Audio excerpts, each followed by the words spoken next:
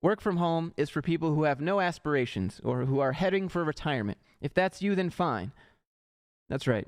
You just gatekeeped every single one of you. If you work from home, you have no aspirations. Before I show you this nonsense I'm about to, that this serial entrepreneur on LinkedIn posted, I just want you to know that I believe this is an engagement post built for attention and controversy. Maybe now his outrageous comments will bring him on the news or something, and then he can shill his stupid book. I mean, that's going to be my guess, which in that regard is kind of smart. But again, go look at the comments on his post and see the people chiming in that go, I fully agree, that aren't shilling their book. Those are the people you want to stay away from. I'd like to introduce you to a man named Christian Nelman. He's been posting a lot on LinkedIn lately about how work from home will kill your career, or work from home is for people who have no aspirations or who are going to retire. Forget work from home. It's time to get your employees back to the office, all of them, all the time. Working from home was an unavoidable necessity during the pandemic, but now it's just dragging businesses down by holding back their productivity. Employees are simply not as productive at home as they are in offices because they have too many distractions, from Amazon deliveries to screaming kids, which interfere with their work. I like how they just assume everyone has no self-control. Everyone has Amazon deliveries, and when you get an Amazon delivery, you're instantly interrupted. At my house, Amazon guy drops a package off at the front door. That's it. Bye. Like, no interruptions to me. To screaming kids, just assuming that everyone's kids are screaming all the time, interfering with their work. Like, see what I mean? This is just such a bad take. I'm pretty sure it's just for attention. And because they have no social interaction with the rest of the team, they sit in a vacuum and can't bounce ideas off other people to arrive at creative solutions. Gatekeeping social interaction. Does that mean I have to be in person to be social? No, because there are a lot of things that you can do online. Everyone needs a routine, and ideas germinate and flourish better in a collective environment. You can have an online collective environment.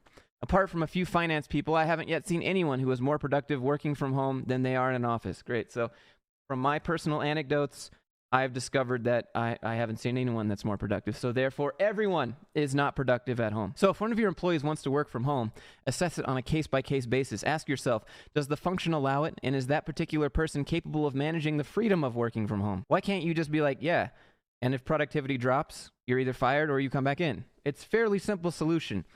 Never let someone work from home on Fridays or Mondays, because then those are simply days off. I mean, they're going to be days off if people are at the office anyways. So if you want to make that argument, as soon as the clock strikes like 11:30 in the morning on a Friday, nobody's getting anything done for the rest of the day. Monday, nobody's getting anything done until 2 p.m. and then they work 3 hours until 5 and go home. Like, this argument doesn't hold up. Unless someone can prove that they are at least as productive at home as they are in the office, turn down their request. If they don't like it, too bad. They can go find somewhere else to work. And you know what, Christian? I can guarantee you that they probably will, because these are some... It's just a bad take. Like, even the comments, while I don't agree, I'm thankful someone posted this on LinkedIn and started this conversation. Leland, no, he did not start this conversation. There's been a bunch of other dumb people also on LinkedIn trying to start this conversation. But my opinion, the truth is, work from home is a disaster for some personality types. That's right. Just gatekeep everyone's personality types that you think is just a disaster for they can't work from home. Work from home will kill your career. Sure, it may be technically possible to do your job from home, and you may think you are just as productive, but by staying away from the office, you are inflicting enormous damage on a career which will never recover. So they're saying nepotism.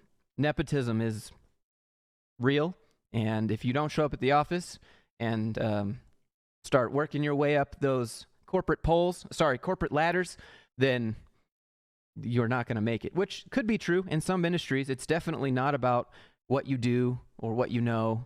It's who you blow. And, I think this statement just further clarifies that. That's because if you work from home, you are basically a worker bee. Okay, so you could be basically a worker bee in so many other scenarios, even if you're not working at home. If you're working at home, you're a laborer who is paid by the hour or by the output you produce. If you're working at home and you're on a salary, you're not being paid by the hour. And most companies don't pay you by the output you produce. They pay you by the hour or salary. So this is dumb. The job you do might be high or low skilled, but either way, your income is determined by the number of hours you work. I mean, that's not true. With a salary, it doesn't matter how many hours you work. You just get that same salary. You are not creating any lasting value for the business you work for, which means there's no scope for progression. Look at this dude just gatekeeping his own business. Someone made something for your company and they were at home? No, that can't be lasting value because they made it at home. What are these arguments, man? Like, how did you become a serial entrepreneur with such weak arguments? I feel like you just want attention, but you may be the exception that manages a team of remote workers, which do add some managerial value. But generally speaking, if you work from home, you can one day be replaced by AI, robotics, or cheaper outsourced labor. Generally speaking, if a company wants to save money and you work at an office, you could be replaced by AI, robotics, or cheaper outsourced labor. It has nothing to do with working at home. If you work at home, it's easier to get outsourced. They've been outsourcing people since before the pandemic, since before people were working remote. People have been outsourcing nonstop. In an office, out of an office, they don't care. If a company wants to save money, they're going to find a way to do that. Yes, commuting to an office is horrible, and there will be interruptions when you get there, but you will be able to learn from people who are smarter than you and have more experience than you, and you'll be able to bounce ideas off of them. Just because you come to an office doesn't guarantee that these things will happen. You will discover how to interact with people and how to manage a team. There are a lot of people that come to work and sit in an office and don't do any of that. They sit in a corner, like a bunch of devs that are being forced to come back to the office to go sit in a corner so that they can code all day and interact with no one the entire time they're there. Like, what is this argument? And if you are good at these things, people will notice and they'll want to promote you. There are a lot of people kicking ass and taking names at their job that aren't being promoted on purpose, because if they do get promoted, then most likely they'll kind of back off a little bit. And companies know that. So they're just going to keep letting their hardest workers work that hard, because if they promote them, then they'll let off the gas a little bit. At least that's what they think. I've seen it happen a few times. But this, if you're good at interacting with people and managing a team, people will notice and will promote you. Maybe that's not up to you. You're not in control of if people will notice. I mean, that's a nice thought. Maybe you're doing great work. You're doing all these innovative things at your job and nobody notices. Now what? But this guy said people will notice if you're good at them, so you must not be good. This is like weak arguments, dude. When I was actively running a growing company, I was constantly looking for individuals I could delegate responsibility to. I bet you were, because that's what you do if you own a company, right? You find other people to do the work, and then you go ball out and collect paychecks. Like, duh. Contrary to some of the silly comments made about my previous post, the one I just read, I don't have any personal vested interest in getting people back to the office. I stopped running an office supplies company long ago, and I sold my telecom business 6 weeks ago. I'm offering advice based on my experiences as a business founder and a leader. What you leading? Who are you a leader of? Not me. That's for fucking sure. Work from home is for people who have no aspirations or who are heading for retirement. If that's you, then fine. That's right. You just gatekeeped every single one of you. If you work from home, you have no aspirations. Like, there's just no way someone can be serious when they write this unless they know they're going to get backlash and they just want the attention. If not, seriously think again, because otherwise your career is effectively over. You are not where the important decision-making is taking place. If you work at home or if you work in an office, you're still not where the important decisions are being made. The important decisions about the company are usually being made by just a few executives in some room behind closed doors. It doesn't matter if you're in that same building if you're not in that room, right? Your voice is not being heard, and you are not being seen by the people who matter. Even when people are at the office, they still feel this way. And one day, far too late, you will realize you have made a very big mistake. And then we got some people coming out here defending, like we have Sabrina. It's really interesting to see how many people are jumping on this and hating every single word Christian has said because they all love the fact they now have the freedom to work from home. Sabrina, don't make me do this. But there's a lot of truth in what he's saying. If there's a genuine case for a robot to do a human's job, then how can the human actually win?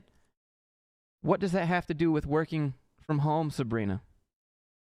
You could be at an office and that statement is still true. Usually it's showing a value that robots can't supply, the emotional and personal touch that you get from being there in person. Okay, yes, there is a certain amount of emotional and personal touch that happens when people are in person, but is that necessary to do your job? If you're sitting in a corner just on a computer all day talking to no one, is that really needed? Should that be the reason that makes you come back to the office? I don't think so. Weak arguments, Sabrina. Real weak. I also totally get that if you're sitting at home working all day and not going out, meeting new people, being in different environments, stimulating your creative senses on your commute, then you can be seen as not very aspirational. He makes a lot of sense here. That's right. Sabrina just gatekeeping everyone sitting at home working all day. Sabrina, you're just saying a lot about yourself. Of course, there's the overall tone that the post is speaking as if work from home is 100% bad, and that's obviously absurd. But for those who took this post really personally and are now attacking Christian because of it, you may want to think why this post upset you so much. Is there some sense of truth that you don't want to admit? How? 35? What is this? Please don't be 35 claps. Sabrina, what are you talking about? What? Are you just here for more attention because you're an SEO guru podcaster? Come on. Come on, Sabrina. Ah, Graham Wheeler, troll desperate for engagement. Truth. Like, what surprises me is that I get banned on LinkedIn for making fun of trolls and memeing the platform, and then people get to come on and be like, if you work from home, you have no aspirations, and they get to stay on LinkedIn. Like, come on. At least I was showing the flaws of the platform. This guy's just a flaw on the platform. You know what I'm saying? Now, I can say, if you would like a pro tip, just go through posts like this and look at the comments and see who's in the comments agreeing with these posts, and then make sure if they're a CEO or a manager or some senior person high up in the company agreeing with these types of posts, make sure you note down their company and never apply to work there. This has been my line of thought since I started working.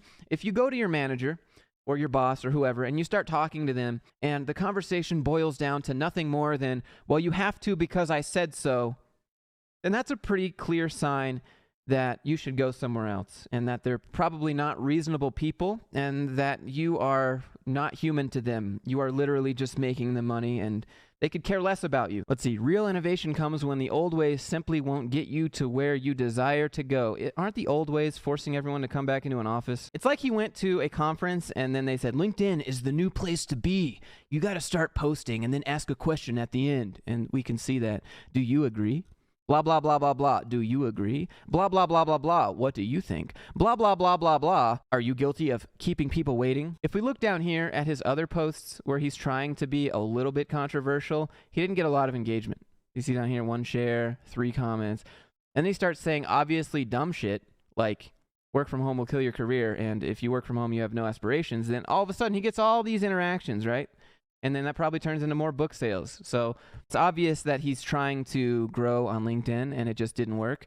So he just started saying outrageous stuff, and then he's laughing all the way to the bank. Yeah, this guy doesn't give a shit about any of your comments. He's just here for engagement on his... Oh, see, like this is what I mean. Suzanne Lugthart here. I cannot believe the vitriol your opinions generate because they make complete sense to me.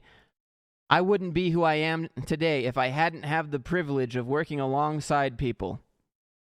Or how to interact with others in a professional setting. Good God. Like, how businesses function as a whole. How do businesses function as a whole? Because most people don't learn that when they work at a company. They learn how to do their one job. Sometimes.